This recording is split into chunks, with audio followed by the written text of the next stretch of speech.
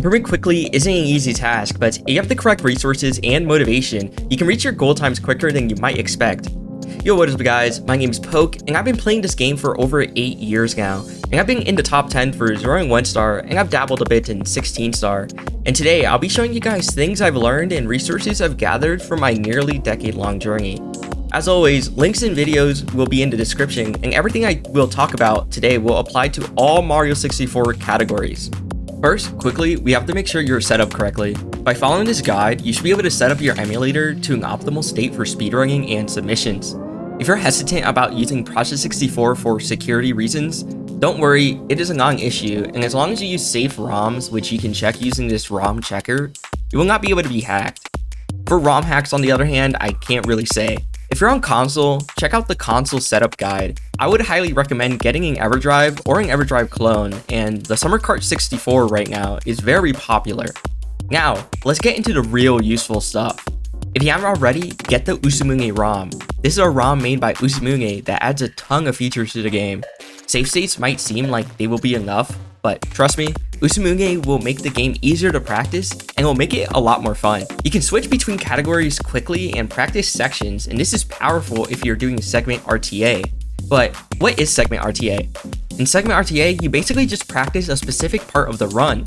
This simulates how you would be playing during a real run, as you will need to navigate through text boxes, wait through animations, and do stars in succession, something you don't usually do during normal practice. There are many popular segments you can practice. For example, for 70 star, Tippy RTA, which is starting from HMC exit, is popular since Tippy is arguably the hardest part of the run. And for 120, Upstairs RTA is popular as Upstairs is a gauntlet of difficult stars. Segments are chosen arbitrarily, so if you're finding out you're not the best at everything after MIPS in, let's say, 16 star, you can do a segment RTA to improve that. When it comes to a real run, then you'll be able to execute it correctly. Another fun thing you can do in Usumunge is practice streaks. What are streaks? Basically, it's attempting to achieve a goal a specific amount of times. For example, a streak I'm working on right now is getting sub 36 Bowser in the Sky 5 times in a row. Doing this method, you are able to build consistency where you want to and to the level you need. It's also a great method to practice nerves, because once you get close to your goal, you start to get nervous, and with those nerves, you can practice breathing techniques or any lock-in techniques to try to calm yourself down. Personally, I like taking a deep breath to calm myself down before I do the star. Now we've talked about 2 practice methods, let's talk about how to learn different strategies. Here we have 2 good resources, Wikipedia and the XCAM sheet. Wikipedia is a great resource if you're learning a category for the first time. Want to know the routes for 70 and 120? Wikipedia has routes from beginner to advanced with videos showing you every star. The main downside of Wikipedia is many of the resources are outdated or from years ago, and some of them don't have very good explanations of what is occurring. This is because Wikipedia is a community-driven project and it takes time and dedication from runners to update pages. But it's not impossible to see the most up-to-date strats in movement. By using the XCAM sheet, you can see the best times people have gotten with hundreds of different strats for stars, castle movement, Bowser throws, and more. Using this sheet, you can learn from world record holders or find someone that's slightly above your level and try to copy their movement. This sheet is great if you want to see various different ways runners do the same star. For example, something as simple as chip clip has many different cameras at the start.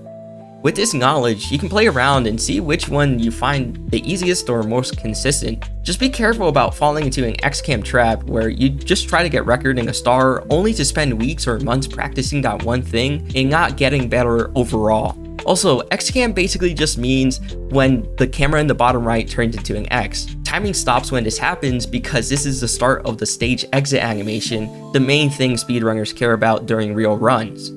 And talking about other runners, we can move on to my next point, which is watching other runners' streams. Now, this may just sound like I want people to watch my stream, which you totally should at poke71 on Twitch Saturday, Sunday, Monday, Wednesday, but watching other runners gives you the ability to see new ways to do the same thing and more ways to do the same star. Also, the upside of a stream is that sometimes the runner themselves may be able to help you out or tell you why they do this thing differently. Just don't be too persistent with your questions. And then, once you reach a level where you're doing all the pro strats, you can start using this last resource, which is the community best sheet. This sheet isn't only just cool to see, but it's also useful to compare against your own splits. You can see the time difference and find the mistakes you are making compared to the community best, and this also shows the difference between XCAM sheet strategies and RTA strategies. In real runs, people go for easier strategies than what may be shown in the XCAM sheet. Finally, I want to just share some tips for myself to any new runners entering this game. Speedrunning is supposed to be a hobby and fun, and try not to get to a point where speedrunning becomes a chore. Pushing yourself is fun, but having too high of expectations can be really draining. This may sound like it will never happen to you, but it happens to a lot of pro runners, which you may become one day. Practice, but practice efficiently. Every PB you get, watch it back and write down things you would like to improve. After a PB, it always feels like it's a perfect run with no mistakes, but always, upon watching it back, you'll be able to see the locations of major improvement. Once you have this list, focus on improving these. This could be also done if you're noticing a place you consistently lose runs to. And lastly, speed is important, but consistency is just as important. Everyone wants to go fast, and it's cool to do the hardest tricks, but consistency is still something you need to practice in order to get a good PB. The most efficient way to practice your nerves is by getting runs deep and close to a PB. If you're constantly losing runs early, the one time you're able to get a deep run, you'll probably be too nervous and become unable to perform the rest of the run. Even the best runners of this game have intense nerves, and no runner has zero nerves. The best runners just learn to deal with these nerves by getting dozens or hundreds of runs deep. To get my 702 in 1 star, I had around 15 runs die in Bowser in the Sky. Not because I was bad at it, but because I just needed to get used to those nerves. Thank you guys so much for watching. That's all the resources I have for you guys today. If you guys want more things to learn from, make sure to join the Mario 64 Discord. They have lots of more resources and gameplay and technical help channels to help anyone in need. And I frequently help runners in both channels, so I may even be able to help you as well. Also, if you just need help with BLJs, go watch this video I made on some tips on how to be consistent at BLJs. So good luck on your journey, and remember, become legend.